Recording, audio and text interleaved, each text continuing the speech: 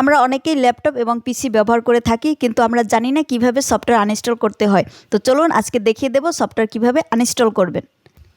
প্রথমে আমরা কম্পিউটার স্ক্রিনে চলে যাব। এখানে আসার পরে নিচে দেখবেন সার্চ অপশন রয়েছে, এখানে একটা ক্লিক করবেন। দেন হচ্ছে এখানে সার্চ করবেন কন্ট্রোল প্যানেল লিখে। ওকে, কন্ট্রোল লেখার সাথে সাথে উপরে দেখবেন যে কন্ট্রোল প্যানেল নামে একটি অপশন চলে আসছে, এখানে ক্লিক করবেন। তো কন্ট্রোল প্যানেলে ক্লিক করার পরে আপনাদের সামনে এরকম একটা ইন্টারফেস আসবে। তো এখান থেকে নিচে দেখতে পারবেন প্রোগ্রাম একটা অপশন রয়েছে।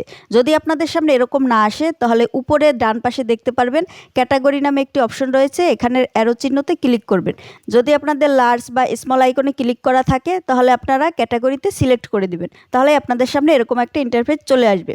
ওকে, এরপর দেখতে পারবেন নিচে লেখা আছে প্রোগ্রামস নামে একটি অপশন। তো এর নিচে লেখা আছে আনইনস্টল এ প্রোগ্রাম, এটির উপর একটা ক্লিক করবেন। ওকে, তো আপনারা কোন সফটওয়্যারটি আনইনস্টল করতে চাচ্ছেন সেটা এখান থেকে সার্চ করে নেবেন বা খুঁজে নেবেন। তো আমি এখান থেকে বিজয় বায়ান্ন সফটওয়্যারটি আনইনস্টল করব, অবশ্যই আমি সেটা সিলেক্ট করে নিব। তো তার আগে আপনাদের আমি একটু দেখাই। আমি যদি সার্চ অপশনে যাই, এখান থেকে যদি আমি সার্চ করি বিজয়, তো বিজয় লেখার সাথে সাথে আমার সামনে দেখেন বিজয় বায়ান্নর সফটওয়্যারটি চলে আসছে। আমি যখন আনইনস্টল করব, আনইনস্টল হয়ে যাওয়ার পর আবার দেখাবো যে সফটওয়্যারটি আছে কিনা।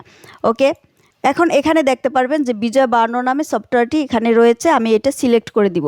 সিলেক্ট করার পরে উপরে একটা অপশন চলে আসবে আনইনস্টল লেখা, তো এইটির উপর আমি ক্লিক করব।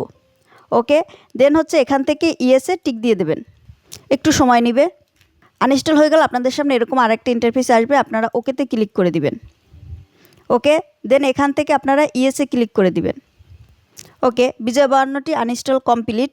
তো এখন আমি বের হয়ে যাব। দেন হচ্ছে সার্চ অপশনে এসে লিখব বিজয়। তো দেখেন বিজয় বায়ান্ন সফটওয়্যারটি কিন্তু এখানে দেখাচ্ছে না। ভিডিওটি যদি একটু উপকারে আসে অবশ্যই আমাদের চ্যানেলটি সাবস্ক্রাইব করবেন, আর যারা ফেসবুক থেকে দেখছেন অবশ্যই আমাদের চ্যানেলটি ফলো দিয়ে পাশে থাকবেন। ধন্যবাদ সবাইকে।